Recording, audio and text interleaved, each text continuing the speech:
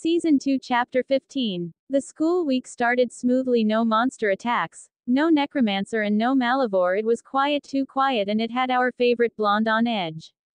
We find our blonde hero standing in Alaric's office on a Friday afternoon with a single malt whiskey in his hand, listening to man speak with his eyebrow raised. And so I think it's necessary that we have some sense of normality and have the tradition continue of having the decade dance tonight, said Alaric without blinking. Naruto stared at the man with an unreadable expression on his face. Rick, you know you're my bro, but I don't even think the school should be open. He paused, finishing his drink, but before he continued, Alaric furrowed his eyebrows. Well, it is, and it's been quiet. There hasn't been any attacks. He tried making his point. Naruto shook his head. Exactly. Quiet, Rick. Too quiet. I have a bad feeling about all this. He turned and walked toward the window of the office and looked out, staring at the quiet woods like he was searching for something. It's like our enemies are lying in wait, patiently waiting for us to slip up and catch us with our pants down, he sighed, turning to face the man, who now was massaging his temples. He knew Naruto was right, he felt it too, but his daughters begged him, even had the students sign a petition. The girls really want this, and they've got a signed petition saying that the other students want it too. He let out a breath. How about we have some of the Michelsons chaperone? Asked the headmaster. Maybe, I wonder. Naruto adopted a thinking pose. He was going to see Klaus later today, so he might as well ask. I'll be meeting Klaus later today at Mystic Grill. I've wanted to ask him about the knife I told you about. Alaric nodded and smirked. Getting close with the father-in-law, hey? He added with a chuckle. Naruto outright laughed at the Mon's comment.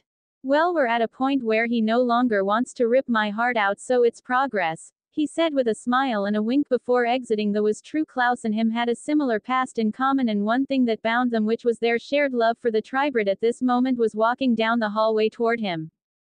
Princess. He smiled and kissed her cheek. Naru, aren't you supposed to be meeting my dad today? He nodded with a small smile on his face.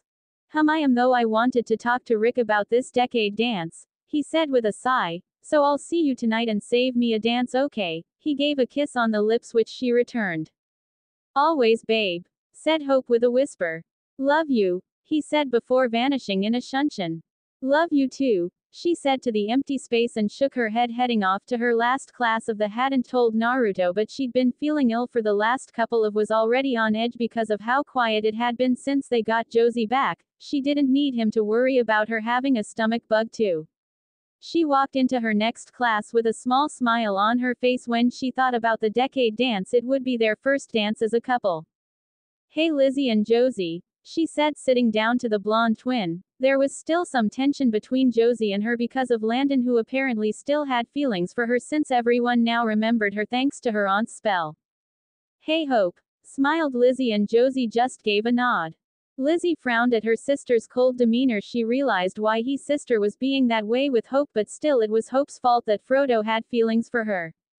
Now Josie, I said this before, and to be honest I really hate saying it again, which says a lot about me considering that I love talking, but I digress. The point is, you need to get over the fact that the Hobbit has feelings for Hope. It's not her fault. She paused, staring into her sister's brown eyes. If anything, it's Frodo that you should be angry at, especially considering I've heard you talking about. She tried to get it out of her mouth without gagging, but to Lizzie it was impossible. Oh my god, I can't even say it without gagging. Josie's eyes widened while Hope had an amused smile on her face. Then don't, said Josie, slamming her palms on the table, causing everyone to stop and stare at her while she flushed red and ducked embarrassingly. She sighed. You're right, Lizzie, and ignored the blonde's huff and flick of hair. I'm sorry, Hope, I know it's not your fault. She sighed, putting her hands in her head. We're trying to fix things, and Hope cut her off with a wave of a hand. Don't worry, Josie, I understand, but just know that I'm very happy with my blonde, especially after everything that happened recently, she said with a smile before Lizzie spoke up. That's right, your parents are back from the dead, she said loudly, stopping the lesson and having the teacher look at the three girls with a glare. If you girls would rather be having a conversation than taking part of the lesson, you could do it in the headmaster's office. All three girls shook their heads and gave an apology. Great, now where was I? Oh yes, this is about the history of the original witch Esther Michelson. Hope ignored the rest of the lesson because who else would know more about her crazy grandmother besides her family? Tonight can't come fast enough, she thought with a groan.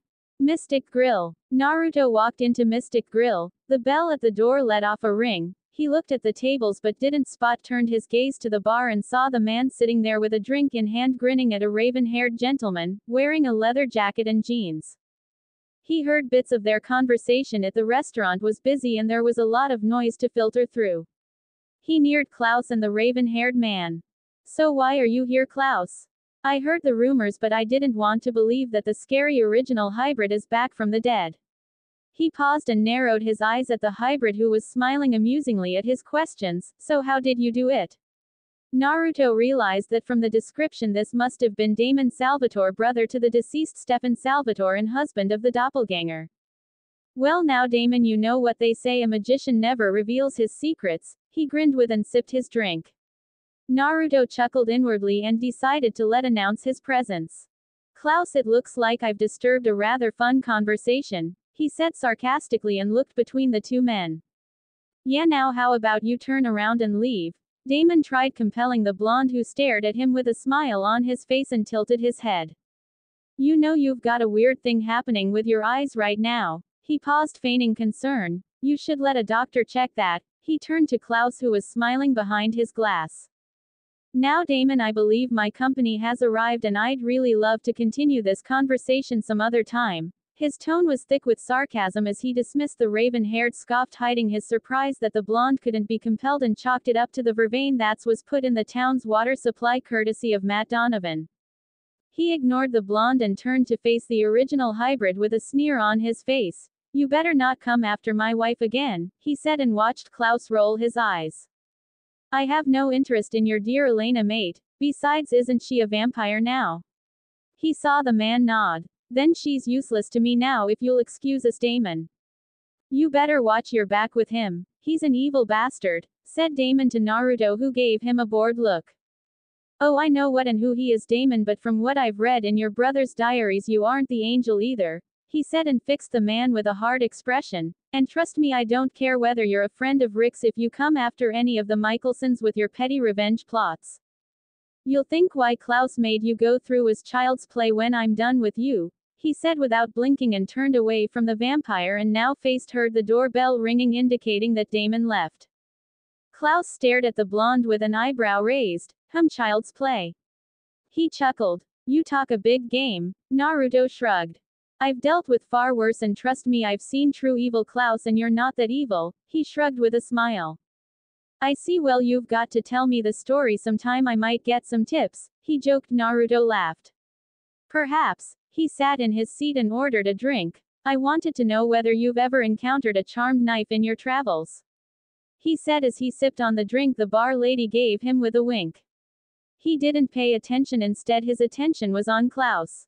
Well, I've encountered many in my travels and used quite a few, as you know, but you have to be more specific, said Klaus, leaning a bit back in his seat. Naruto took out a folded paper from his jacket pocket and unfolded it and put it on the bar and slid it over to Klaus. Well, anything like this. He tapped his finger on the page and saw a flash of recognition on the man's face. The blade resembled a white bone blade wrapped with cloth at the handle. This is a dagger that originally belonged to the Hollow, paused Niklas and fixed the blonde with a serious expression. It's a dark object that has a lot of power. Why are you looking for it? Naruto ordered another drink and sighed. The necromancer gained his powers by using this dagger as a medium, and now considering what you've told me about the power, I assume that why he used it. He sipped his drink and thought about how they trouble interrogating or even hurting the necromancer. He seems infallible, however this blade is what can kill him. Do you know where I can find it? Asked Naruto. Klaus realized what the blonde was saying and knew where exactly to find the blade. In fact, I do. He paused and made his decision swiftly. It's in my possession and is stored away safely in the compound in New Orleans. Naruto breathed a sigh of relief.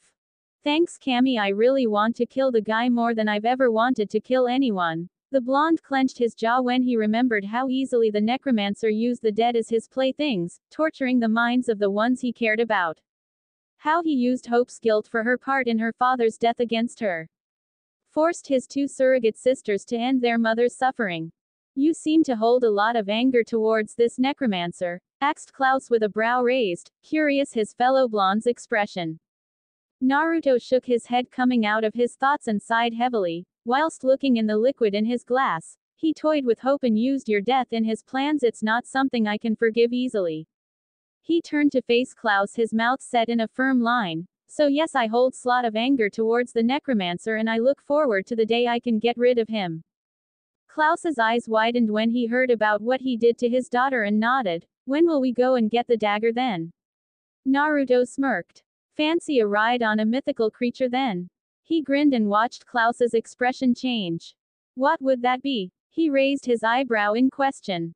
Naruto finished his drink. Well, a dragon of course.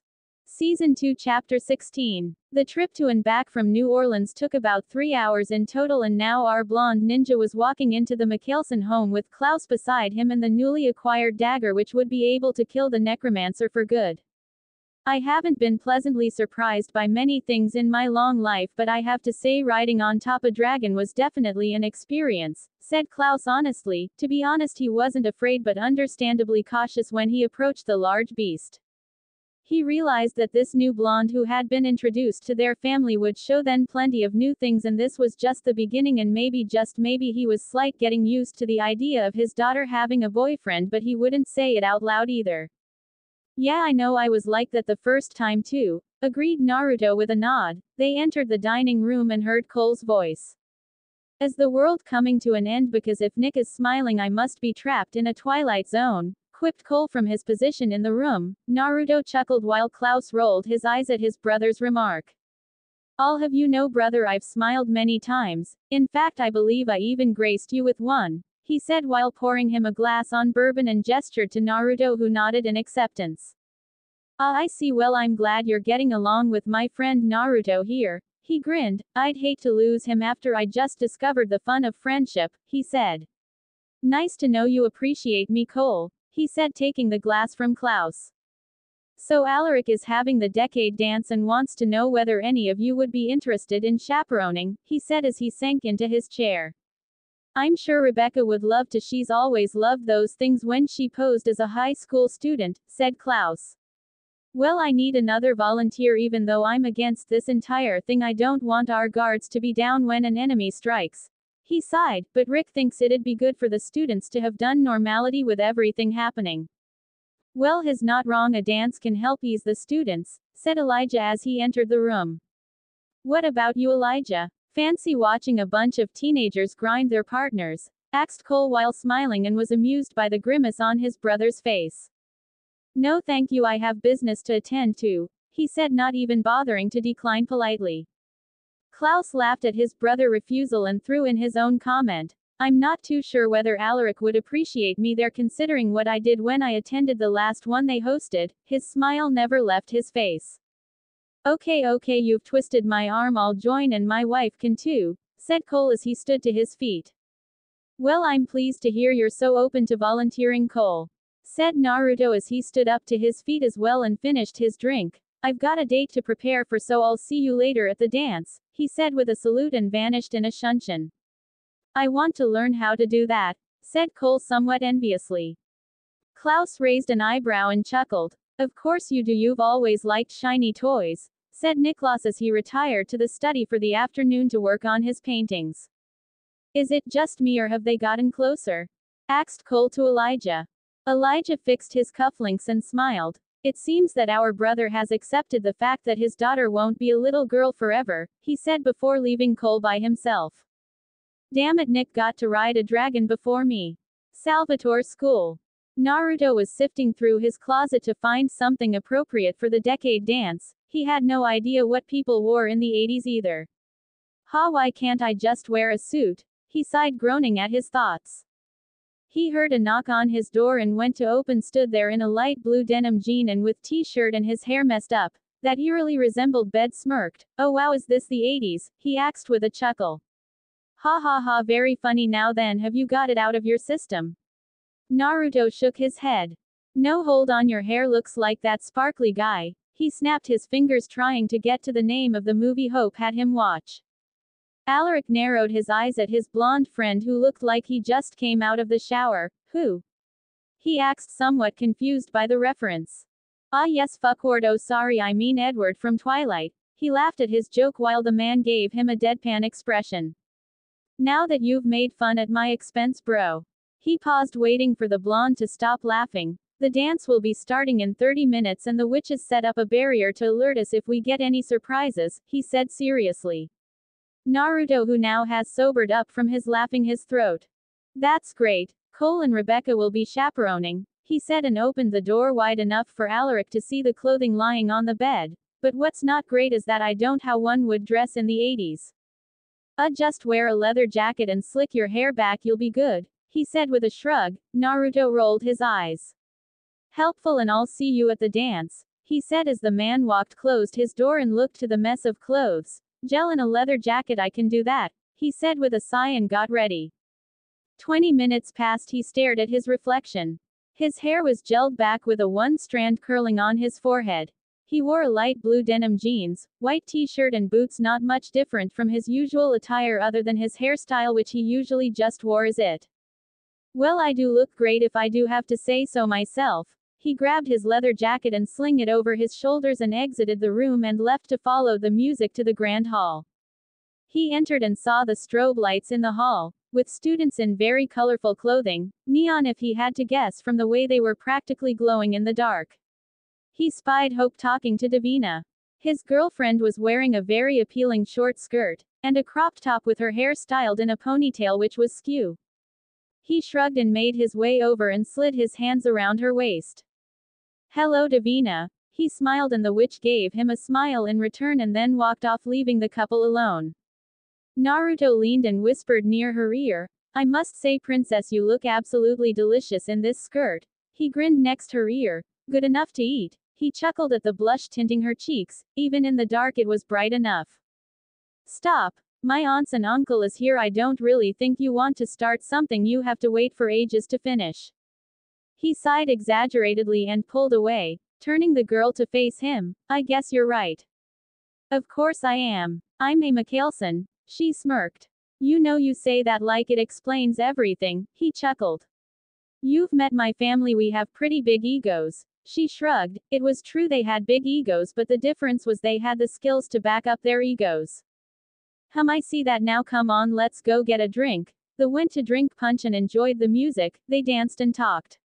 Naruto found MG standing over at the drinks table. He was happy for the boy. He finally managed to ask Lizzie out. Hey MG, you alright, man? He asked the boy and he poured him more punch. He was dancing with Hope and even with Rebecca and Davina. So far they were an hour into the dance with no incidents.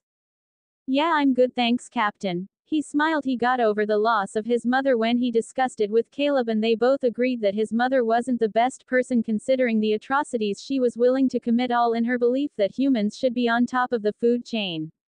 I'm glad I've seen you finally had the nerve to ask Lizzie out, he said, leaning against the table and watching the dance floor.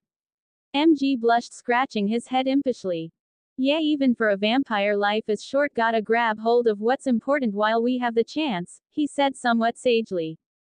Naruto laughed and agreed. You're right, the people who are important to us make life worth living, whether it's an eternity or just a few years, he said, staring at his tribrid princess who was laughing at something her Uncle Cole said. Yeah. He trailed off, looking around. Looking for someone? He asks, which reminds me I haven't seen The Hobbit and Josie, he said. MG chuckled awkwardly. Well, apparently Lizzie went to stop her sister from making a mistake that includes Landon, he said, shivering at the image Lizzie so easily provided him with. How long ago was that? Asked Naruto with someone concern. However, if he knew what Lizzie was doing, he definitely did not want to even think about it long enough for him to get a picture of it. MG looked at his watch on his wrist. About 30 minutes ago, he said, furrowing his eyebrows. I'm going to go check on them to make sure she hasn't used a transformation spell on Landon or something, he said. Naruto nodded. Let me know if they're okay, he said before the vampire disappeared. He was stuck in his thoughts when he felt a tap on his shoulder. He looked to the side and it was his princess staring at with him, a concerned look on her face. You okay? You kinda zoned out, He gave her a soft smile. Yeah, I'm good, just had a weird conversation with MG, that's all, but I'm sure everything is okay, he said, banishing the worried thoughts he had. Besides the barrier the witches cast would alert them if something happened. Never mind that, are you enjoying yourself? She nodded with a bright smile and leaned into Naruto. I haven't been this happy in a long time, even with this whole Malivore thing. She breathed out honestly. He grinned and wrapped his arm around his girlfriend, drawing circles on his hip. Well, I'm happy that you're happy, princess. He paused and kissed her head. It's all I've Eve. He was cut off by a frantic vampire appearing before him. What happened? He asked, looking to the panicking vampire. I went to Lizzie and Josie's room and found broken glass on the floor with the curtains torn, he said, and breathed out a shaky breath. I think they've been taken, he said, blinking away the tears in his eyes. Naruto's grip tightened around Hope. Show me, he said, and turned to Hope. Stay here and let Alaric know. Have him shut down the dance and no one exits the hall, Hope. His mouth was in a firm expression. And I mean no one, Hope, he said before he left, his girlfriend standing there frozen for a few seconds. She looked around and found Alaric speaking to Ms. Tig. Dr. Saltzman. She paused, gaining the Mont's attention, who now saw the expression on Hope's face. What is it, Hope? The twins' room was broken into and MG couldn't find them anywhere in the school. The man shook his head, willing Hope not to finish the sentence. There. No, they were just here 30 minutes ago, he said, looking around the dance floor but couldn't see his daughters. Dr. Saltzman. Rick, said both Hope and Emma at the same time. Where's Naruto? He asked quickly. He went to see whether he could find anything in their room, she said, and he said no one should leave the hall, and the dance should be shut down, she said to the man sadly. Okay. Alaric clenched his jaw and went to do exactly what he was told. The music shut off and he turned to the students, explaining that an incident occurred and for everyone's safety they should remain in the hall. So don't panic, we'll sort this out as soon as we can, he said. The doors to the hall opened and there stood Naruto, giving the man a look which confirmed his stepped off the stage and walked over to Naruto. Have you found anything? He asked impatiently. Naruto sighed softly and took out an object from his back pocket.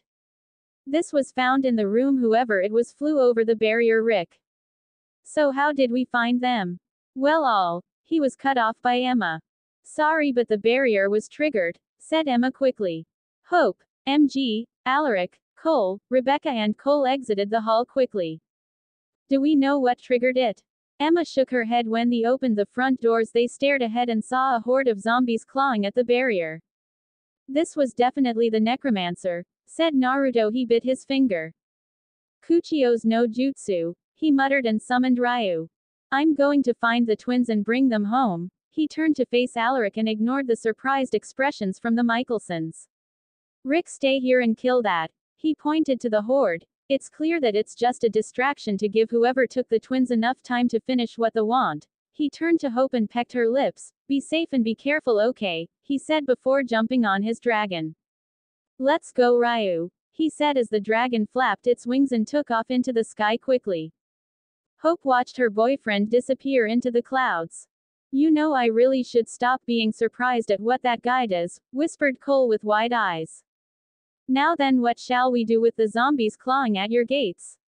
Asked Rebecca as she stared at Alaric, who had a grim expression on his features.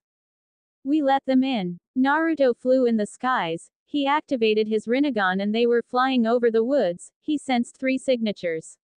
2 matched the twins and 1 was someone he didn't recognize. Fly lower, Ryu. Hi. Ryu flew lower and Naruto could see a light-skinned man standing before the twins.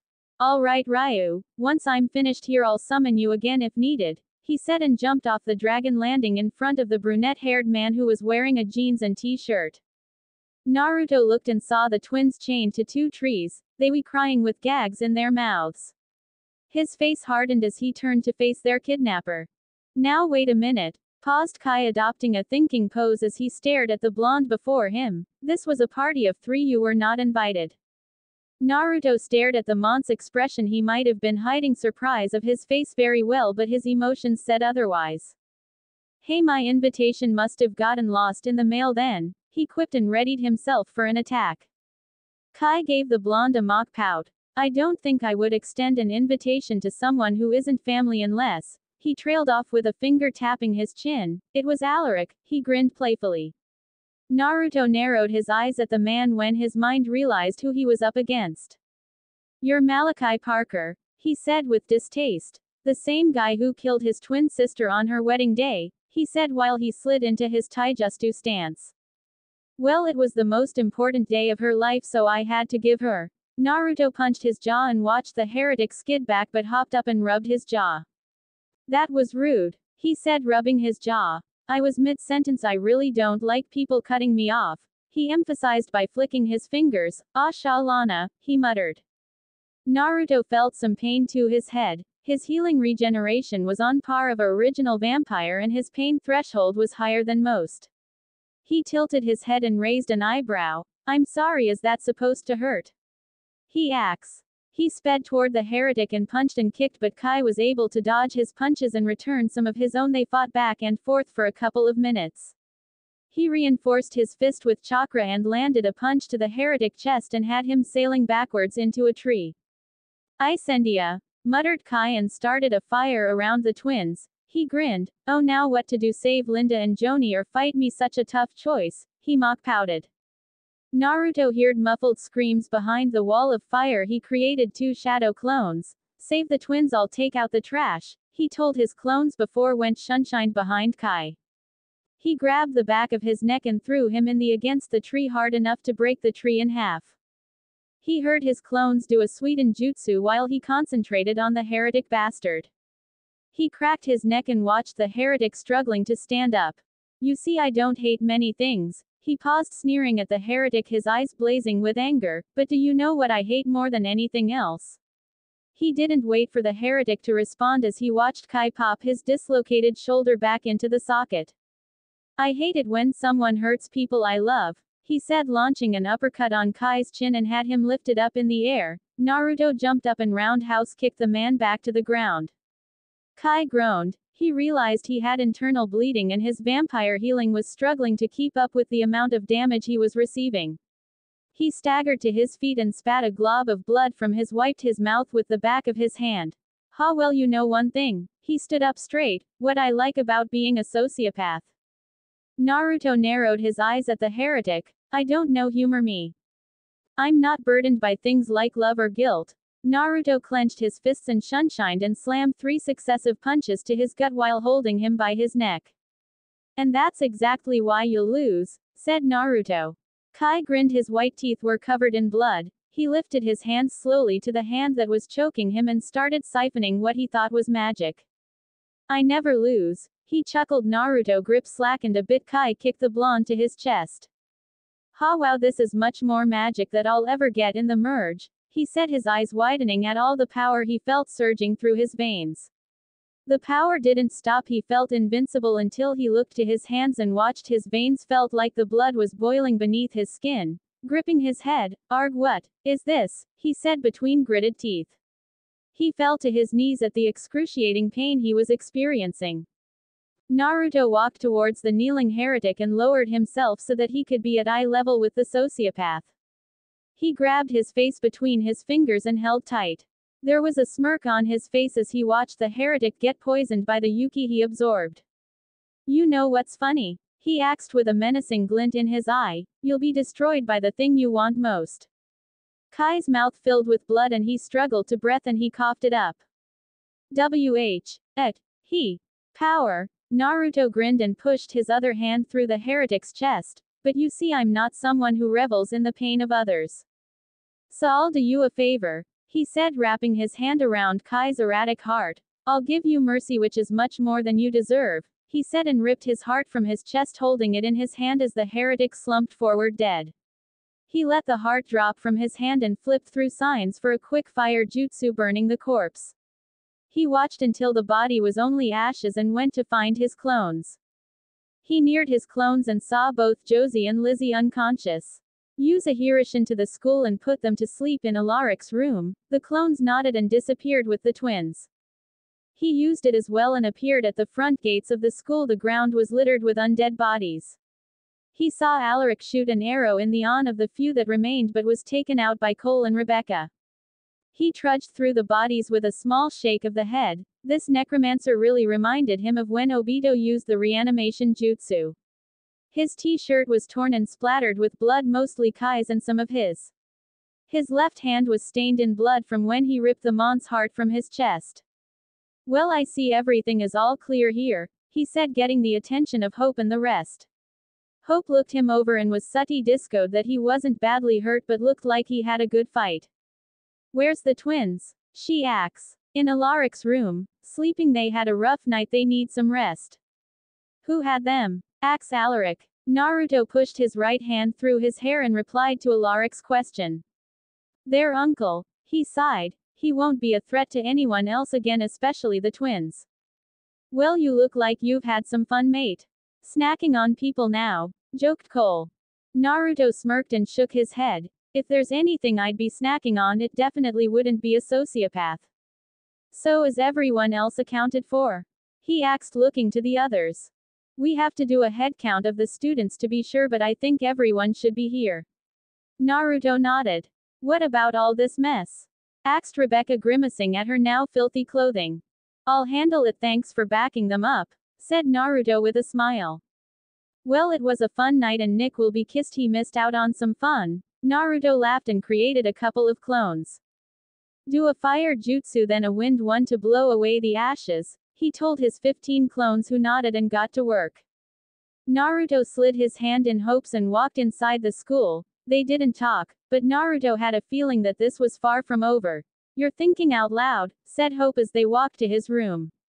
He opened the door and let Hope walk in first. This isn't over. The twins was part of a plan, but it looked like Kai had his own agenda. What exactly did the necromancer accomplish by sending all those zombies here? I don't know, baby, but I'm glad everyone is safe for now. The twins are back and Josie seems to be fixing things with Landon. Naruto's eyes widened as he removed his shirt. The Hobbit. Did you see him while you were fighting? She shook her head. No, she couldn't finish because he lover ran out of the room without a shirt. Naruto ran out of the room and to the hall. He looked around to the students. He saw Raphael looking around as well. Mutt, where's the Hobbit? He said over the noise. Raphael looked around. I don't know, he went with Josie and he didn't come back, he said. Naruto narrowed his eyes. He realized there were eyes on him because he wasn't wearing a shirt. He ignored it and found Alaric. Where's Landon? Alaric shook his head after he went through the list of students. Everyone besides him is accounted for. Fuck. That's what he wanted. Everything else was a distraction, Rick. They got the one thing that would let Malivore rise. Alaric's eyes widened. His vessel. Season 2 Chapter 17. The same night the twins disappeared and were returned by our blonde hero, was the same night that the necromancer managed to fool and distract everyone at the Salvatore school and get exactly what was needed to have Malivore rise. Naruto sat in library listening to the squabbling between Alaric and the teachers. The super squad were present. The only ones missing was Josie and Lizzie, who needed to rest after the evening's ordeal. We send the students home, he said, voicing his opinion. For the first time since the meeting, entire room looked at him. Their parents will wonder why, and considering that we were not forthcoming with the details last year, I can only imagine what the reaction would be, voiced one nameless magic teacher that Naruto forgot the name of. The blonde raised an eyebrow at the comment. The school should be facing something that has the power to absorb dragons, gargoyles, hydras and plenty more. Not only will the school become a battlefield, but the entire town will be dragged into it too. He paused and looked to everyone in the room. There is no time to care about what their parents will think. I'm rather concerned about what you will say if they are killed. How will you look their parents in the eyes then? The teacher that voiced his opinion looked thoroughly admonished by the young blonde's logic. He said and exited the library and went to his room. He was followed out by Hope calling his name. Naru, stop. She shouted in the hallway. He turned to face her. His facial expression was blank as he stared at her. Hope took a step towards him and cupping his face between her hands. Why are you so worked up? Talk to me. What's going through your mind right now? She tried. He sighed before he removed her hands from his face. Plans, strategy, and those people in there are wasting time. It's been hours since Landon went missing or was taken. He paused and turned away, continuing his journey to his room. And I don't know how long we have to prepare either, so yes, hope I'm worked up because for the past few months we've been reacting and we've been lucky enough not lose people, but I'm afraid that luck will run out soon, and when it does I want us to be prepared, he said, taking out his scrolls from his drawers and poured chakra into them, each popping out sets of kunai, shuriken, sealing tags, and his Hiraishin kunai. He unsealed his 2 katanas and then his clothes. He dressed in a black cargo pants that had many pockets where he could store his kunai, steel-tipped black boots and a black tight-fit turtleneck. He strapped the katanas to his back. "Where are you going with all of this?" she asked, crossing her arms as she watched her boyfriend arm himself with weapons, like he was off to battle. "To find and destroy Malivore before he can cause more destruction," he said as he finished arming himself. "You're going alone?" No, she said, shaking her head. "I'll call my dad and he can help and I can go. You have my family too, Naru, don't do this by yourself." Her lip trembled as she spoke. He gave Hope a small smile and stepped closer to the girl. "Don't worry, I won't be doing it alone," he said, hugging the girl. He put some chakra in his finger and pushed it into her neck. Whaa. She slumped into his arms. He put her in the bed and kissed her forehead, turned and grabbed the remaining scrolls in his pocket and walked out the door. He stopped when he heard a voice from a figure standing in the shadows of the empty hallway. "You know she's going to start to hate you if you keep lying to her," said the voice. He gave a humorless chuckle. "I'd rather have her hate me than live a life where she isn't there at all." He paused and stared at the figure. "Wouldn't you do the same, Klaus?" Klaus smiled with a nod. "In a heartbeat," he said honestly. Naruto smiled and nodded. "You're ready?" he asked his hybrid companion. "I am, and what will you do when she awakens and finds out that you've left?" "I'm hoping Haley will be able to hold her back from looking until we've ended Malivore," he said as they exited the school, walking towards the black Mustang that was parked in the garage. "How about on your end, was your siblings okay with our rather reckless, not thought out plan?" he asked with a small smirk. Klaus looked over the hood of the black Mustang with a grin. "I'm Niklas Mikhailson, the original hybrid," he shrugged. "That should be reason enough, I would have thought." Naruto chuckled and shook his head. "I see now where the princess gets her ego from," he said and got into the car. "Where are we going?" Naruto started the car and proceeded to drive out of the gates. He sighed inwardly as he looked into the rear view mirror. The old tomb, where those vampires were desiccated in. "I am hoping we can find both our targets there." Klaus nodded and looked out of the window. While Naruto and Klaus continued their journey to the tomb to find Malivore and the necromancer, a new barrier was being set up by the witches. Davina and Freya helped strengthen the barrier by using older magic. Inside Alaric's office stood Elijah and Haley. They looked to the man who was holding his head in his hands. Why didn't they take anyone else with them?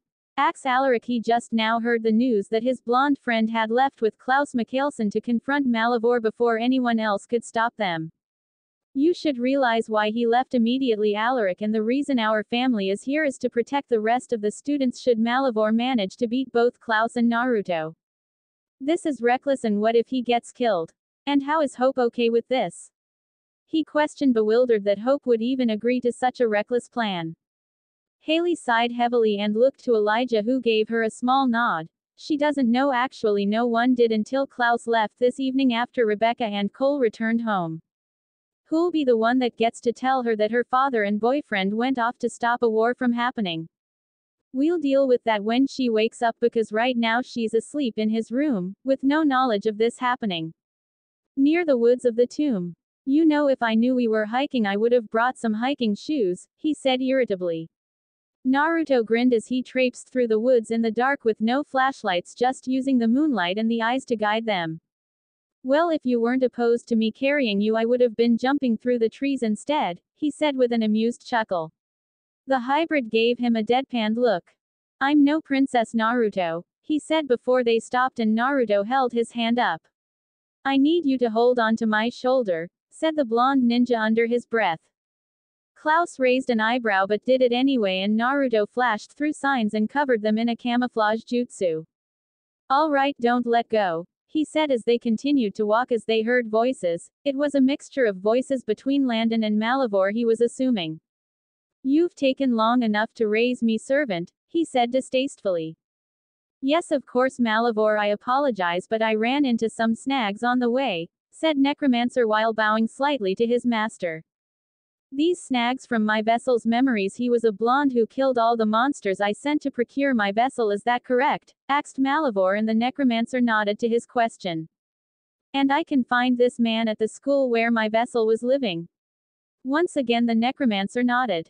Well then we must make haste. I do not want anything to stand in my way when I remove every supernatural creature from the face of the planet, he chucked with sick grin. Naruto and Klaus heard the entire conversation and decided to reveal themselves. No need for that, my muddy friend, I'm already here, he said, stepping out from the shadows, alerting both the Necromancer and Malivore.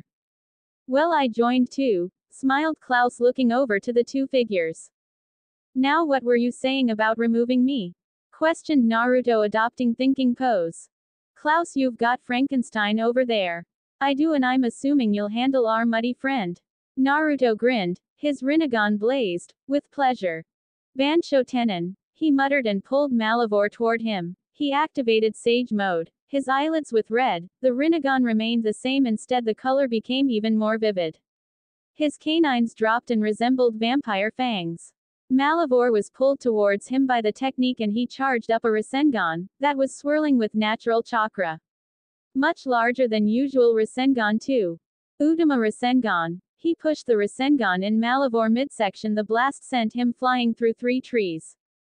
Naruto ran to where the creature landed but just saw a crater. He sensed something to his side. He felt a heavy fist that sent him against the tree. Ha, this body isn't as strong as I thought, but at least it's durable. Naruto jumped up off his back and laughed. Is that so? Well, I always thought the hobbit was a loser. He held his palm facing outwards. Shinra Tensai. He took out 4 kunai, gripped it between his fingers and threw it toward the Malivore. The kunai was attached to ninja wire and he maneuvered it into the shoulders of Malivore and on in each thigh. The kunai pierced Malivore and penetrated his flesh, digging it into the tree that he was pinned to. Groaned Malivore as he stared at his opponent who had the upper hand. Tisk tisk, 2 souls in one body, and from the looks of it the hobbit is fighting for control. Well, let's release him, shall we? Said and pushed his right palm against Malivore's head. Now when I kill you, he paused and grinned at the man, and I will kill you, you'll be gone for good, he said, creating a sealess shadow clone. Prepare the soul stasis seal, the clone nodded. Hi.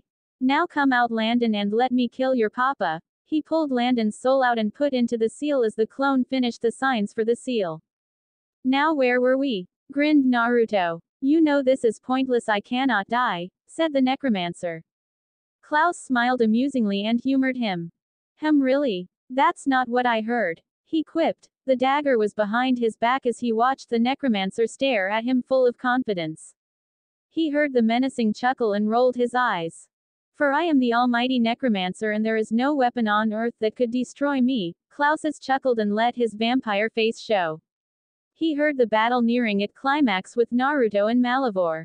While he was standing here close to an hour listening to the man go on and on about being immortal, but something he did say interested Klaus very much. So why does the Necromancer work for nothing but a glorified mud pie? He asked with his hands behind his back as they circled one another. I do not work for Malivore, he's simply a means to an end, he said distastefully. Oh, is that so? Klaus raised his eyebrow at the mont's slip. So what, you're in charge then? And what you doing all his bidding was for? He left the question hanging. The Necromancer scoffed. I know what you're doing and it won't work, he said with a scowl, but I will say this, everything so far. He gave Klaus a menacing grin, showing his blackened teeth. Is going all according to plan, he said, and Klaus used his hybrid speed and pushed the dagger into his heart. He saw the Necromancer's eyes widen as he recognized the dagger that he was being pierced with. He wrapped his hands around Klaus's, trying to stop the bone blade from reaching his black dead heart. However, it was no use, the hybrid was stronger. He fell to his knees and felt the tip of the blade penetrate his heart. Now what was that about being unkillable? Grinned Klaus. It's not over, cough, once your little blonde friend kills Malivore, he will be released fully, he said, struggling to breath. His body was disintegrating into ashes that were swept away by the wind, but the victorious smile on his face remained. The dagger disintegrated with his body. Klaus's eyes widened and sped over to where Naruto was fighting Malivore. When he stopped and saw the trees as broken in half, the ground was filled with small craters, and in the middle of it all stood the blonde. His hair was messed up, his black turtleneck torn with claw marks across his chest. His katana was pierced through a body who laid limply. "He's dead," asked Klaus as he fingers surveying the scene. Naruto's voice was different yet sounded more beast-like. "He is," he said, and removed the sword from the body, who was now turning into a normal pile of brown mud. "The necromancer?" he asked, looking toward Klaus. "He's dead, however something he told me bothers me." Naruto sighed heavily, with grim expression on his face. "I know Malivore was not the real threat, only a puppet, and the puppeteer has already been released before we got here," he said tonelessly. Klaus now walked closer to the boy, who was bathed in the morning light of the sun. Naruto looked up to the sky, "Because before I killed Malivore he told me his name through Malivore." "Who is he?" "The reason Malivore was created in the first place." "Asmodeus." He paused and looked to Klaus with his eyes hard and a grim smile on his face. "And in a week he'll come and destroy me." He finished, running his hand through his blonde hair which had some blood in it. Klaus stared at the boy and his demeanor. He looked calm even though he had just been through battle. "Then why are you so calm of someone if planning to destroy you?" Naruto shrugged and looked down to the body, who now regenerated with no soul occupying it. "Calm?" he asked as he unsealed the scroll that housed Landon's soul. "I'm never calm. If you could feel my emotions right now it would make you sick, but there's something more important to me, and that's keeping the people I care and love safe, and that's what I'll do," he said, muttering under his breath as he restored Landon's soul into his body. The boy was still unconscious but alive. He picked him up and put him over his shoulder. "With that being said, the school will be my battlefield, and I want you to take Hope to New Orleans," he said as he carried the hobbit on his shoulder. "You realize my daughter is as stubborn as me. She will not let you fight this alone." He trailed off. Naruto looked at him sadly. "I know," he said, knowing he had to break up with Hope, to leave her and send her off to New Orleans to heal. They walked in silence as the new day washed over, threw Landon in the back seat and handed the keys over to Klaus. The drive was silent until Klaus broke it. He saw the sad look on the blonde's face and realized what he was going to do. "You're gonna break up with her, aren't you?" Naruto didn't look at him. "I am," he said quietly. "And you don't plan on telling her about this threat either?" He shook his head. "No, I don't." Klaus looked over to the boy's heartbroken expression. "What if you lose her forever?" "It's a risk I'm willing to take. And if it keeps her safe, alive, and over time she'll get over me and find someone else and be happy. That's all I want." Klaus chuckled unbelievably. "You really like playing the hero, don't you?" he said as they entered the saw Hope standing near the entrance with her mother. Her face was set into an angry expression. "You realize as her father I'm obligated to hate you for wanting to break my daughter's heart?" he asked the blonde seriously as he parked the car. Naruto gave the man a smile. "As you should," he answered. Klaus sighed and looked out the driver's side window and watched his daughter and family approach. They got out as did Naruto and opened the back door to take out the unconscious hobbit and sling him over his shoulder. He started to walk away and gave Klaus a salute. "Thank you. For what it's worth, I think you'd make a great father-in-law." Klaus stared at the blonde's expression. "And I think I'd be lucky enough to have you as a son-in-law, so thank you for everything you've done for my family." Naruto gave him a nod. He saw Hope looking at him, but he turned his face and handed Landon over to Raphael. "He's just unconscious." He turned to Alaric. "May I speak to you in private, Dr. Saltzman?" he said with his expression blank. Alaric didn't know what to make of it. He stared at the blonde's facial expression. It gave nothing away. His posture was rigid, even though he looked like he had a very difficult fight. His clothes were ripped. "Sure, Naruto, you sure you don't want to talk to Hope first?" He shook his head. "No, this doesn't concern Miss Mikhailson," he said firmly and walked past the girl whose expression had shifted from anger to sadness. "I see, then let's talk in my office," he said to the boy. They walked quietly side by side to the office. Without they entered the office, he applied privacy seals and silencing seals. "What's going on?" asked Alaric as he stared at the boy's back who now was leaning against the door. His shoulders dropped and he inhaled a deep breath. Malivore is dead as is the necromancer, he said with his back turned. That's amazing. The school is safe then, he said joyfully, but his joy soon vanished when he saw the look on the boy's face. That's not all, is it? No, the necromancer, the monsters and even Malivore was not the biggest problem. Something else pulled the strings and the puppeteer has already been released. The last thing he needed was for Malivore to inhabit his vessel so he could be free. He paused and stared at the man with a blank expression. Everyone should leave in a week. He'll be coming after me and I will fight. And I will fight alone, so I need you to send the students home under the guise of anything believable. You expect me to leave you here by yourself while you face a demon? Said Alaric loudly and scoffed. However, the blank look didn't change and he was worried about his blonde friend. He never saw him have such an expression on his face. What about Hope? She's already angry at you for this stunt. What's going to happen when you tell her you're doing this? He gestured wildly with his hands. She won't know about it because we'll be broken up and she'll go back to New Orleans with all the Michelsons, he said firmly. Alaric shook his head. I'll evacuate the school, but I will not be leaving you here to fight alone. Naruto sighed inwardly. If you're worried about what it'll cost to replace the school, I'll give you access to my accounts. There will be more than enough to rebuild the school 40 times over, he said and went to pour him a drink. Don't you dare belittle me, Naruto. It's not about the damn school. It's just is your life we're talking about. And I will not stand by and watch you sacrifice yourself again. Naruto stared at the man and gave him a real smile. I'm lucky to have you as a friend. He paused as polished his drink off. But your daughters need their father, so please, Alaric, I'm begging you. Don't make me force you to leave, he said before leaving the office. He knew if it came to it he would have Klaus compel Alaric. He walked out of the office and fixed his expression to a emotionless one. He found Hope sitting with her family. He gave Klaus a nod before he turned to his tribrid princess. She won't be mine for much longer. Hope, can I speak to you for a minute alone?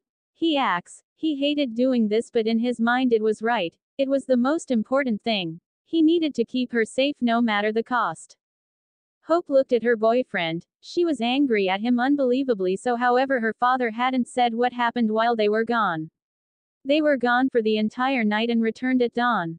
With Landon and no other news, just that he was unconscious.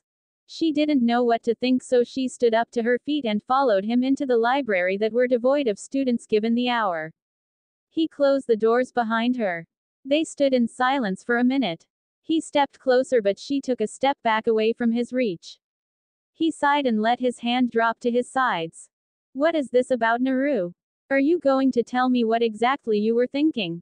Going to fight Malivore off on your own? She paused and watched his expression. However, he looked at her with indifference. You can't make these decisions by yourself. You criticized me for jumping into Malivore, yet you're going to step face first into danger and not even considering what I think. We can't work if there's no honesty between us. He said nothing but continued to listen. Say something, she screamed at him. He stared at Hope's face, committing it to memory. You're right, he said softly and stared into Hope's eyes. Which part? Because I said a lot of things, so what am I right about? You're right about everything. I head first into danger without considering your feelings. I criticized your choice when you jumped into Malivore, yet just hours ago I went to face him. He exhaled a breath. And you're right, we can't work if there's no honesty between us, he said without blinking. It took everything not to wipe away the tears that fell down her cheeks. Wah! What are you saying? She asked, fearing the answer. I'm agreeing with you, we won't work. And so, Hope shook her head, not even bothering to wipe away her, wrapped her arms around her and felt her magic go out of control. The lights flickered and books flew off the bookshelves.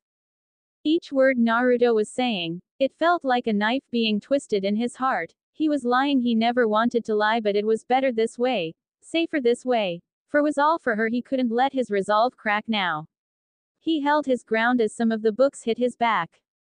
So Hope, I'm letting you go. You deserve to be with someone who will not lie to you over and over again. He fought his inner emotions. It was raging. His beast was oddly quiet, like he knew this was for the safety of their mate. You're leaving me? She stuttered through her tears. He nodded. I am. She looked at him with the most heartbreaking expression he ever saw her have, even worse than when she jumped into Malivore. He said nothing. The doors to the library opened. She left without giving him another look. As he heard the doors close and he was alone, tears made their way down his cheeks. His fists clenched. He picked up a chair and threw it across the room with a growl echoed in his throat. Damn it, get yourself together. You did it for her. It's always for her. He muttered to himself and wiped away his tears. He headed for the doors of the library and opened it. He saw Klaus leaning against the opposite wall, with an unreadable expression on his face. It's done then. It is. It's better this way, he said somberly. For her or both of you, he asked with a brow raised. I told you, Niklas, I'm no hero. And if I have to take on the role of the villain to protect those I love, I'll do it in a heartbeat. Season 2 Chapter 18. Monday morning, Alaric gathered the students in the grand hall for an blonde ninja was standing off to the side with his arms folded across his chest as he listened to the man speak. And so we have decided that as long as there is a threat, the school will be closed until it can be eradicated. He paused, looking over the different reactions on the students' faces. He looked to the back and saw his blonde friend give him a nod. I realize you've just returned from summer vacation, however, this is about your lives and the teachers, and I feel the same. We cannot allow you to risk it. Your parents have been notified, and whether you share this information with them, it's up to you. That is all. Thank you and enjoy your extended break, he said and stepped away from the podium. Dismissing the students, got up and returned to their dorm rooms to go and pack their clothes. A few remained. The Super Squad. Naruto moved away from the exits and watched when the Super Squad gather around, could hear the questions from where he was standing. However, something distracted him, and that was a chakra signature he sensed in Hope. She shouldn't have chakra unless his own thoughts trailed with the reasons why, and only one thing was plausible. Hope was carrying his child, or was happy, more than happy, and wanted to run over to her and do nothing more than kiss her until reality set in and he realized that he and Hope were no longer together, so he couldn't go over and kiss. Decided to tune in to listen to the conversation Rick was having with the Super Squad that included his daughters. Dad, if Landon is here, then Malivore was beaten, right? I mean, Naruto did bring him back, asked Josie before Rick could answer. Lizzie cut in. Yeah, so why are you closing the school? It makes no sense, she said frustratingly. Naruto looked at Rick's expression. He probably didn't want to lie to his daughters any more than he already has, so he decided to speak up. I saved the Hobbit, yes, but it seems his muddy papa had some other plans, and is somewhere else. However, he will be showing up soon. So the school is being closed because Rick and I will be going on a hunting trip, joined by a few friends of mine.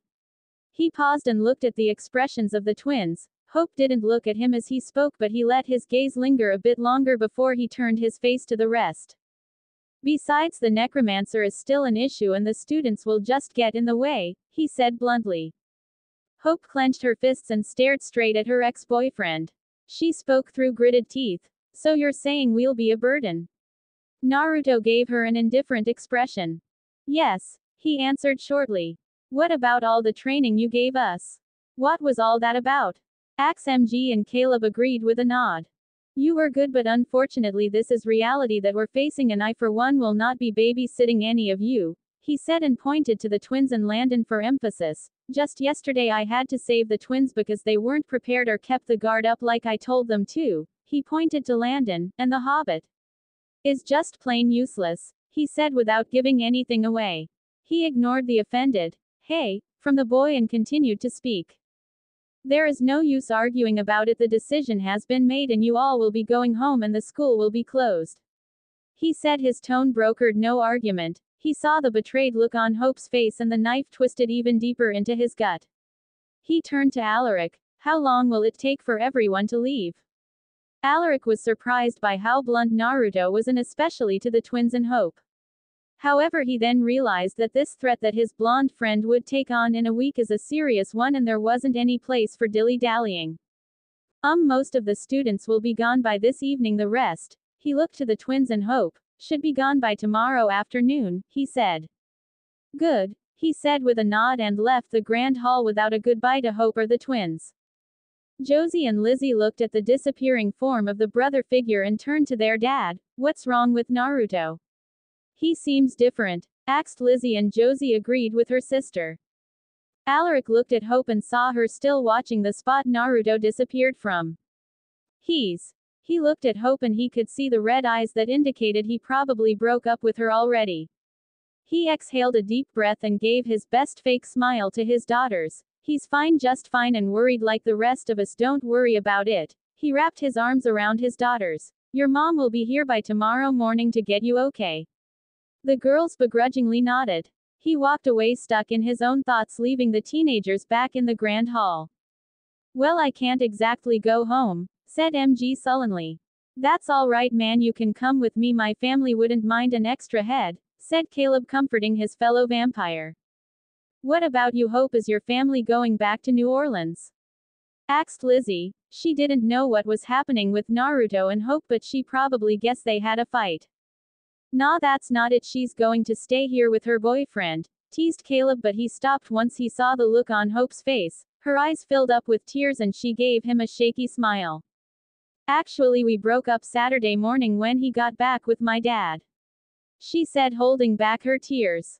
Lizzie looked shocked, as did Josie, and Lizzie hugged the sad girl. I'm sorry, Hope. Why though? You guys were amazing together, she asked softly. Hope hugged her back and wiped away her tears. We were arguing because before he left he knocked me out and went to find Landon without letting anyone know, and I said we can't work without honesty, and he just stood there, she explained, fixing her face. He just stood there with no expression on his face and said that he was letting me go and be with someone else, she said, shaking her head, thinking about how sudden it was. That sounds weird, said Josie, but Hope cut her off with a shake of her head. I don't care, it's over and I don't want to talk about it anymore, she said, walking away from the group. The boys were quiet, however Landon saw the need to talk. He wasn't good for her anyway, he said, voicing his opinion. Josie and Lizzie's gaze snapped to him. What? He looked confused by the twins' glares which were being directed at him. Come on guys, he kills people. He killed MG's mom. He defended himself. Josie and Lizzie shook their heads. Yeah, because my mom was trying to kill every student that attends this school, said MG before he turned away from Landon and left the hall. You really don't know when to keep your mouth shut, but I suppose you've been waiting for this, haven't you? Even though you're with Josie, you wanted Hope. She paused, giving an apologetic look to her sister. God, just go back to the Shire. Naruto was right, you're useless, she said in huff and disappeared. Not even Raphael defended him. Joe, he was cut off by a shake of her head. No, Landon, we're done. You're not the same guy the first liked, she said, walking away to go and pack her clothes. Landon stood there gaping. His foster brother lifted his jaw. Come on, Lan, you can come with me, he said quietly. A couple of hours later, Naruto was sitting in his room, checking his inventory of weapons he had before he sealed them away. He heard a knock on the door and stood up to his feet and went to open it. It was Haley and Rebecca, both giving him glares. How can I help you? He asked politely. My daughter says most of her clothes are here since she spent most of her time in here. Naruto gave a nod and ushered the two women inside. The room was tidy. There were multiple pictures of the two of them on the bedside tables. Take as long as you need. Her clothes are in the right side of the closet, he said, standing with his arms folded across his chest. Haley and Rebecca got to work. Haley stopped when she saw the pictures on the desk and bedside, saw where she was looking, and spoke softly. You can take them too. Haley looked at the blonde's expression. His face gave nothing away, but his eyes were swirling with emotion, the biggest one being sadness. She said she didn't want the pictures, just her clothes, said Haley as she watched the blonde's expression carefully. He gave a humorless chuckle. Of course she did. I wouldn't want them either if I was her. He was about to leave the room when he heard Rebecca speak. Why did you leave her? And break her heart? She asked, narrowing her gaze at the blonde boy. It's better this way, he said without giving much away, but Rebecca pressed on, undeterred by the short answer. For who? You or her? She stopped packing up Hope's belongings. Because if you say it's for her, then she'll hate you. I'm aware, and I'm ready to carry her hate as long as I can keep her safe. Nothing else matters, he said before walking out.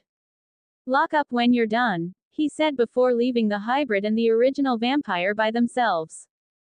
He loves her, said Haley softly. I don't know why he suddenly ended it, but he still loves her, Becca, she said, and put one framed picture into the duffel bag because she was sure even though her daughter said she didn't want any reminders, she'd probably lied to remain strong. I know, and it's a love you don't find very often, she sighed and continued their work in silence. Alaric's office. Naruto was standing in Alaric's office watching parents pick up their kids and pack their belongings and had a drink in his hand when he saw Hope standing by the doors of a black SUV, probably waiting on her aunt, and mind was swirling with thoughts about being a father, even though Hope probably didn't know it yet. He just hoped that she'd keep the children and not get rid of them like so many other women. He sighed inwardly and heard Rick mill around in the office going through books. Rick, what's it like being a father? He asked the man curiously, never removing his gaze from Hope. Alaric was surprised by the sudden question. Why? Nothing, just curious. My real father was dead moments after I was born, and I only had Kurama as a father figure, but he was just learning too, so I was just curious about what it was like, he said easily. Alaric nodded. Well, it's a scary feeling to have the responsibility of such a small little thing in your hands. There are days when you feel like you're doing nothing right, where it feels like they hate you, or maybe you're just failing, he said honestly. But the years you protect, cherish and nourish them is possibly the best feeling in the world, he said with a smile, thinking about his twin daughters. Naruto smiled at the explanation and drank the remainder of his whiskey. I see, so being a father is to protect them even if they don't know you are? He asked with a raised brow. I suppose you could put it like that, he said absently. Naruto turned his gaze and watched as Hope got into the back of the SUV. Then at least I'm doing one thing right, he muttered under his breath. Did you say something? asked Alaric, and Naruto shook his head with a small smile. Just that I wonder whether I'd ever be able to experience that, he said. The man looked sadly at him. I'm sure you will. Naruto went to pour himself another drink and sighed before sitting in the sofa. Perhaps, he smiled before his face hardened. In a few days this school will be empty and I'll fight Asmodeus. He paused. Since you won't be joining the twins, where will you be going? He asked Alaric. I'll stay in town, he answered before Naruto could speak. He cut him off. Because I'll let the sheriff know that something dangerous is coming and that he needs to alert the town folk. Well, it's not like you can say a demon is coming. Naruto stared confusingly at Alaric, but the man smirked. But you can tell them there's been a tornado or something and have them evacuated to the shelters with emergency supplies. Naruto nodded. Good idea, you're so smart, joked Naruto lightly. They sat in silence until Alaric spoke. Are you afraid? Naruto's gaze snapped up to the man and tilted his head. I mean, do you fear this demon? He asked quietly. They haven't spoken about it much since Naruto told him that it wasn't over. To the outside world it looked like he was calm. Hey, I'll tell you what one of my enemies told me. Be strong, be someone who even demons would fear, he said with a grin. I know I am strong, however I'm not underestimating the power of the demon either. However, what I do know is I won't be able to protect others while I fight him, he said, ending the conversation. Thursday in the abattoir. Hope laid on her bed in her childhood home. She looked around. Not many things had changed in her absence. She laid down on her bed and went through everything. She thought about how Naruto's face looked when he broke up with her. He was just staring at her like he was remembering how her face looks for one last time. She was brought out of her thoughts when her door opened and saw her dad standing in the doorway. What is it, Dad? She asked softly. Since she got back she hardly spoke to her family. She joined them for meals but didn't say much. Her bedroom was where she spent most of her time. You need to get out of your room, Hope, said Klaus as he looked at his daughter. It hurt him that he wasn't able to console her. Nothing he could say would lessen the hurt of heartbreak, especially when he knew anything he would say would just be lies. I don't feel like going out, Dad. I'm fine here, she said stubbornly and laid back on her bed. She heard the door close and the bed dip under her father's weight. I'm sorry you had your heart broken, love, he said softly, but you need to get past it. He was just a boy. He tried, even though that boy was going to fight some demon in a day, he thought, but didn't say that, of course. He wasn't just a silly crush, Dad. I really loved him, she said. Her tears started up again, and I still do so much.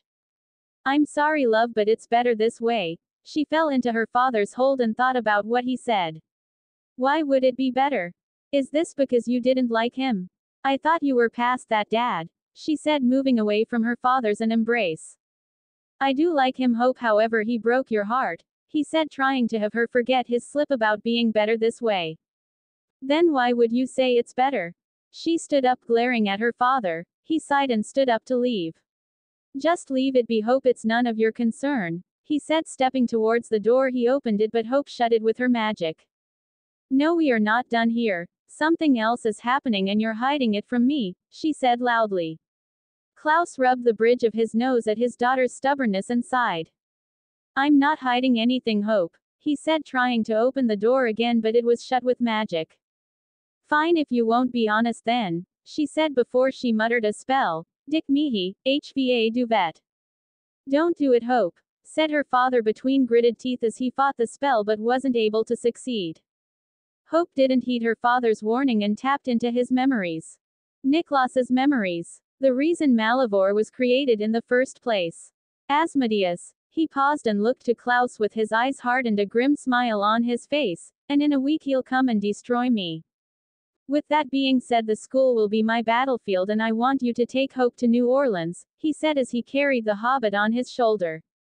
You realize my daughter is as stubborn as me. She will not let you fight this alone. He trailed off. Naruto looked at him sadly. I know. For her or both of you, he asked with a brow raised. I told you, Niklas, I'm no hero. And if I have to take on the role of the villain to protect those I love, I'll do it in a heartbeat. Hope watched the memories fade as she came out of her father's mind. Her eyes filled up with more tears. She sat down on her into the look sadly at his daughter. I told you not to do it, Hope. Why won't you listen to me? He asked frustratedly. She glares at her father. Listen to you. When everything you told me, that he told me, was a lie. That he did this. She broke off and wrapped her arms around herself.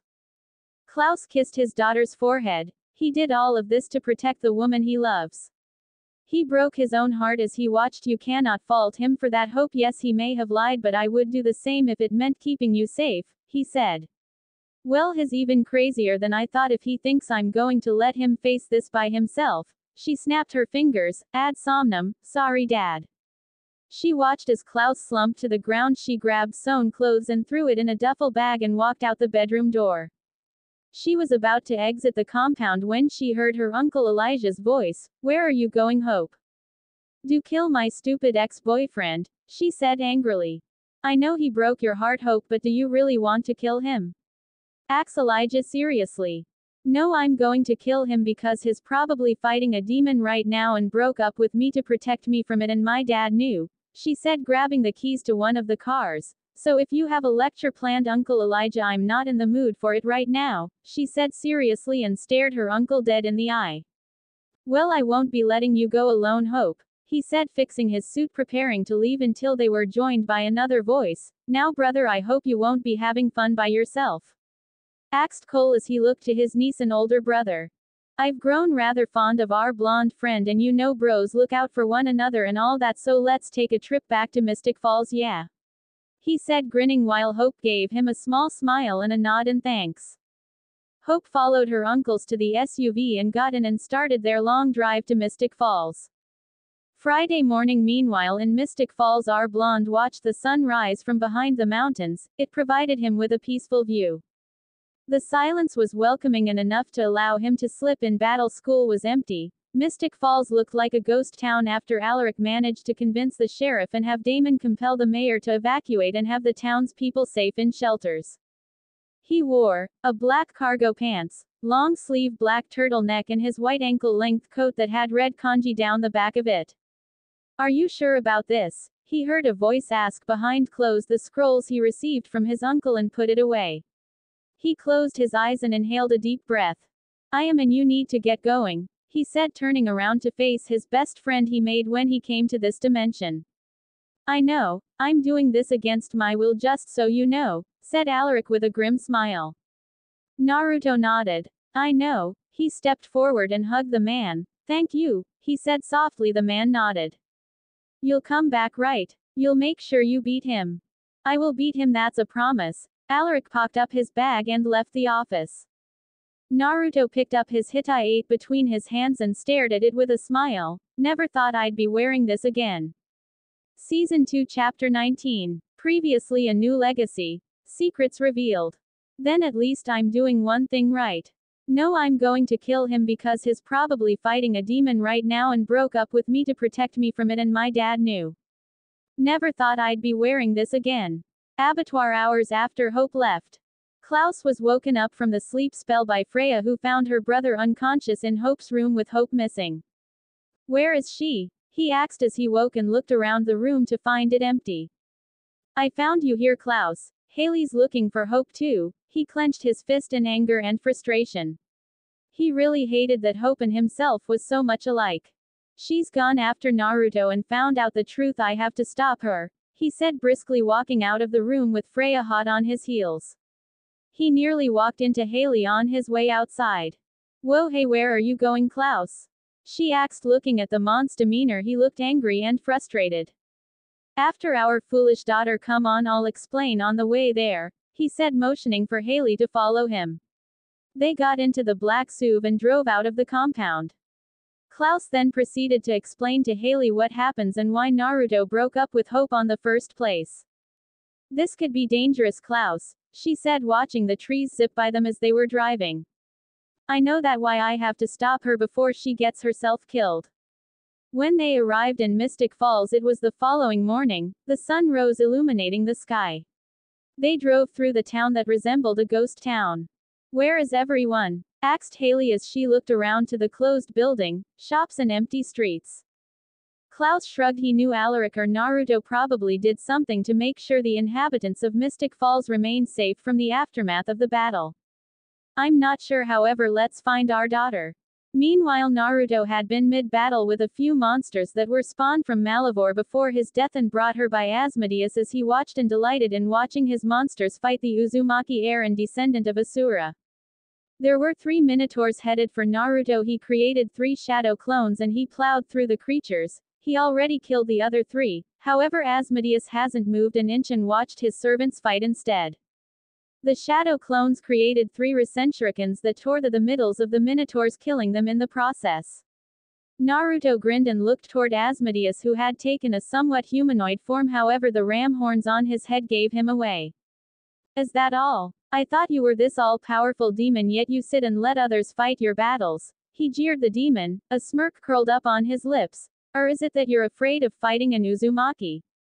He tilted his head. A descendant of Asura Otsutsuki.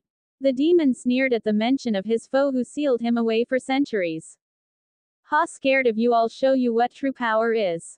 I'll tell you why I was feared amongst your people. Naruto looked around at the creatures littering the entered sage mode and his features changed. Red covered his eyelids and his canines descended and his eyes slanted slightly. Tell me then, why were you so feared? He said, sliding into his taijutsu form. Because I fed on the lust for power, war, hatred, love, money, anything that made humans want things. They listed and they gave me power. I was born because of their lust for wars. He gave Naruto a sick grin, showing yellow sharp teeth. It reminded Naruto of Zabuza's teeth. And that's why I'll never die, said the demon before he laughed and launched rapid blows that had Naruto struggling to keep up. Naruto gritted his teeth. Whatever you say, shark face, he quipped and slammed his fist into the demon's face, but the demon didn't move an inch and returned a kick that had his flying into the gates of the school. He pushed himself out the dent he created and used the Hirusushin seal. He tagged the demon's back. He disappeared from the dent in the gate and teleported directly above Asmodeus. Sage art. Massive Rasengan, he said, and slammed the ball of energy into the demon, creating a massive crater.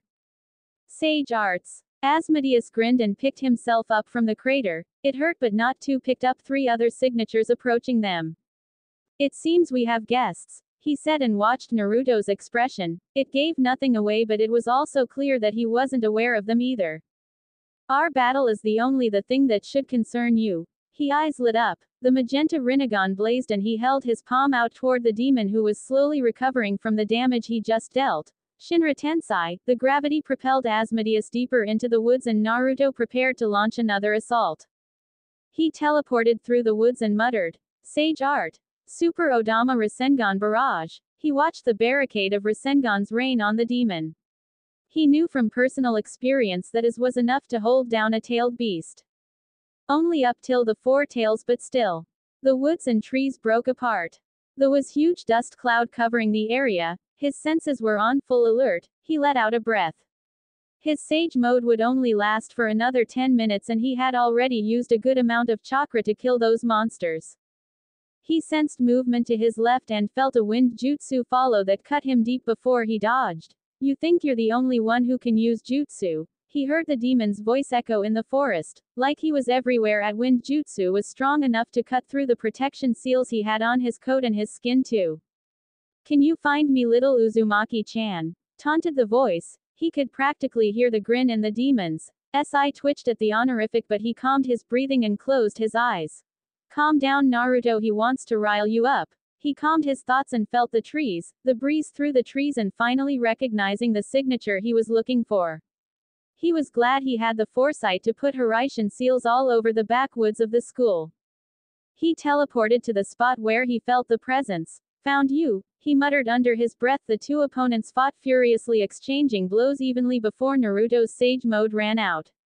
No more sage mode, I see. He quickened his punches and kicks. They ended up where they started the battle in the first place.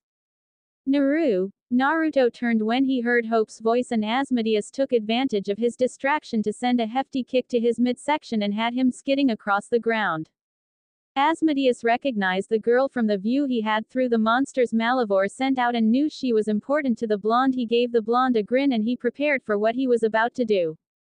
Naruto groaned and spat out a glob of blood from his mouth. He saw Asmodeus grin, and pick up one of the spears that were lying on the ground and launch it toward Hope. It was being propelled by wind jutsu to hasten its approach to its. He ran or used a shunshin. He wouldn't make it and the girl was staring at him. Hoop! He screamed at her and she turned to see the spear coming at her. Before he knew it, he did a substitution jutsu and took the spear through his fell to his knees and saw Cole and Elijah near Hope since she was now in his place where he landed. He coughed out blood from the spear that was impaled through his chest. Get her away from here, he said while breaking off the blade of the spear and pulling it out from the front of his chest. Aar, he groaned at the sensation. Naru, wait, we can help, please don't do it alone. He heard her beg, fighting the grip her Uncle Cole had on her. He used a shunshin to appear in front of her. Naruto smiled and shook his head.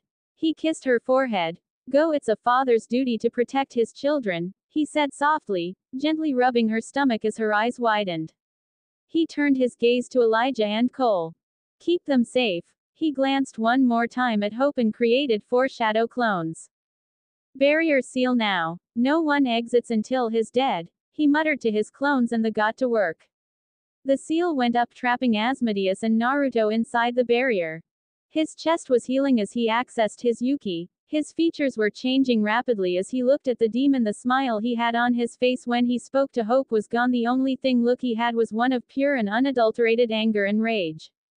He sped at the demon and punched him. You can break my soul. Punch, beat me. Punch, hurt me or kill me. He kicked him up in the air and teleported above him, slamming with another kick. But for the love of God, don't you dare touch her, he said with 4 successive punches. When his voice changed, red fox ears appeared on top his head. 9 red tails tipped with white protruded from his tailbone. Orange chakra that resembled flames covered his entire body as everyone outside the barrier stared in amazement at the show of raw strength.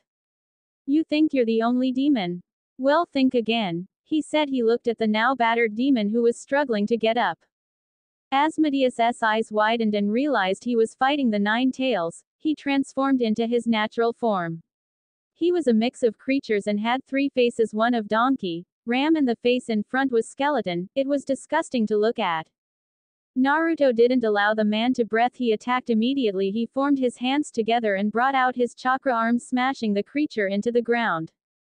Asmodeus didn't wait either. Their battle continued in a blur and the vampires outside the barrier could barely follow what was happening or who had the upper hand. The sounds of the battle and cloud of dust that was kicked up in the fight blew away, and Naruto was seen kneeling with his one knee to the ground as golden chains were wrapped the creature. You say you'll always get power from the lust of humans, monster, or whatever creature roams this earth. asked Naruto as he held the demon wrapped tightly in his chains and he prepared the technique he learned from the scrolls of his uncle. The demon screeched, "Aar, you'll never beat me, Uzumaki scum." Naruto had a smirk on his face that Asmodeus saw. "What's so damn funny?" he demanded. Naruto chuckled. "Well, guess where we're going next?" he asked with a taunting grin on his face. "Jigen Janpu no Jutsu," he muttered under his breath and closed his eyes, picturing the exact place he wanted to go. Before he knew it, he landed on the place he wanted. He opened his eyes and looked at the flailing demon who attempted to get out of his chains. That jump alone cost him a tael's worth of chakra that would take a year to regenerate fully. He stared at the demon and watched him realize the gravity of the situation. "There are no people to draw power from here, you'll be alone and eventually you'll die," he said without remorse and started the signs for the demon sealing jutsu. "What are you doing?" he asked, masking his nerves, but Naruto could sense his unease. "Sealing you away forever this time, scum," he said, flipping through the signs and created 5 shadow clones who were working furiously and quickly in the seal needed. His concentration wasn't even disturbed by the death threats and curses the demon was throwing at him. The final kanji was done and his clones dispelled. Tengoku no Fuin. He slammed his hand together and watched the barrier demon seal wrap around Asmodeus as it pulled him into the moon, and created another crater. Naruto stood up to his feet, wobbling slightly, and fell down to his knees. Once was exhausted and he dohas, difficultly breathing too. "Come on, just another one then you're back home," he said to himself and closed his eyes and focused on the image of the school, the grounds, the town, and vanished off the surface of the moon. He landed outside the barrier and watched his clones dispel. His vision was blurring, signs of chakra exhaustion. The amount of chakra he used was up to 4 taels worth. He saw the silhouette of Hope and her family. He felt someone hug him and speak to him, but he couldn't hear because of the ringing in his mouth filled up with blood and spat it out to the side. "Naru, Naru," Hope tried, but there was no response. He coughed up blood to the side.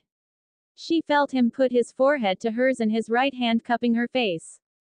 "Baby, please. Hey, come on, you okay? You won." She tried, but nothing. When he cupped her face, his eyes were barely open, but there was a smile on his face as he spoke to her. "Hope, cough, yo, you don't have to forgive me. No matter what you decide to do from here on out, just know that I love you forever," he finished. His eyes were closed as he slumped into Hope's arms. The tears rolled down her cheeks as she heard him struggle to speak. When he slumped in her arms, she couldn't feel him breathing, she couldn't hear his strong heartbeat either. "Mom, Dad, help him please," she said, holding his limp body. Klaus and Haley sped over to their daughter and laid the blonde on the ground and quickly performing CPR. Hope watched her dad pump the blonde's chest while she held his hands. The look on his face was peaceful, serene, but she needed him and he couldn't leave yet. "Come on, baby, you promised me an eternity of tomorrows." "Hope, we're not getting a heartbeat," said Klaus softly as he stopped his compressions and gave his daughter a look. She shook her head. She didn't accept it. She couldn't accept it. No, he's not dead. Dad, he's not. Please do something, anything." Her father shook his head. "I'm sore. I said no." She knocked her father away and performed mouth to her lover, but it didn't seem to help. She felt herself being lifted off her lover's body and held her body tightly to his. "Hope, he's gone," he whispered sadly. "No, Dad," he said, "it's a father duty to protect their children. How can he protect them if he's not here?" Klaus was surprised, as was Haley, but put that aside and concentrated on comforting their daughter. Hope sobbed into her father's chest and he rubbed comforting circles on her back. Cole was quiet as he stared sadly at his blonde friend who gave up his life to save the rest of the supernatural community. He was taken out of his thought. He heard something and looked around until he heard another thump. He stepped closer to the blonde's body. Thump, thump. His eyes widened. "He's alive, there's a heartbeat, but it's very slow," he said to the rest of his family. Hope immediately lifted her head off her father's chest and kneeled down next to her lover's body. She saw his chest rise and drop slowly. "He's alive," she whispered. That's it for this season 1. No, I haven't been on tasks, I've been busy working and all. I appreciate the ones that do watch my videos. There's another season, so don't worry. If you guys have any stories, just let me know the story title in it comments and the writer please, so I can give them credit.